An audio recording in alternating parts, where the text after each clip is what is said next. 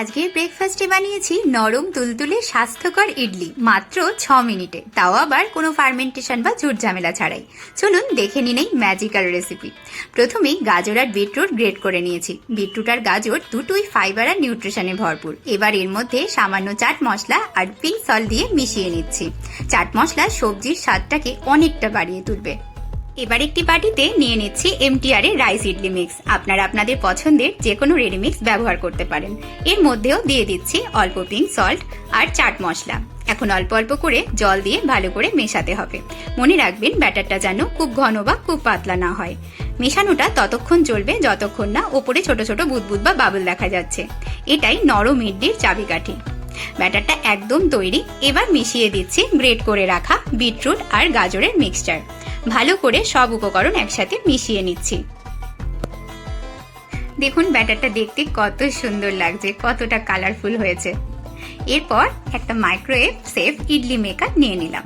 এর নিচের অংশে সামান্য জল দিয়ে দিলাম। এই ট্রের প্রত্যেকটা খাজে সামান্য তেল দিয়ে ব্রাশ করে নিচ্ছি। এরপর প্রত্যেকটা খাজে ব্যাটারটা ভরে নিচ্ছি।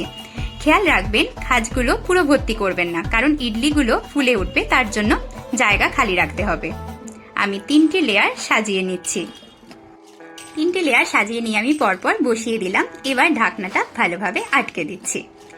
ইডলি মেকারটা মাইক্রোওয়েভে ঢুকিয়ে দিলাম। আমার মাইক্রোওয়েভে হেলদি হার্ট অপশনে গিয়ে 8 পিস অপশনটি আমি বেছে নিলাম। আর দেখুন টাইম একদম অটোমেটিক সেট হয়ে গেছে, মাত্র 6 মিনিট। আপনার মাইক্রোওভেনে যদি এমন অপশন না থাকে তাহলে হাই পাওয়ারে আপনি 5 থেকে 6 মিনিটের জন্য রান্না করতে পারেন। 6 মিনিট শেষ, ইডলি মেকারটি বার করে নিলাম। ঢাকনা খুলতেই মনটা ভরে গেল। দেখুন ইডলিগুলো কত সুন্দর ফুলে উঠেছে আর কত নরম হয়েছে। আঙ্গুল দিয়ে একটু চেপে দেখাচ্ছি, এতে বুঝতে পারবেন এর স্পঞ্জিনেস। যেহেতু অয়েল ব্রাশ করেছিলাম তার জন্য ইডলিগুলো খুব সহজেই তুলে নেওয়া যাচ্ছে। আমাদের স্বাস্থ্যকর ফার্মেন্টেশন ছাড়া মাত্র 6 মিনিটেই ইডলি তৈরি।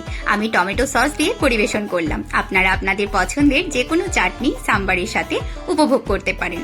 রেসিপিটি কেমন লাগলো আমাকে অবশ্যই কমেন্ট করে জানাবেন। ফিরছি খুব তাড়াতাড়ি নতুন কোনো সহজ রেসিপি নিয়ে। ভালো থাকবেন, সুস্থ থাকবেন। আজকের মতো টাটা।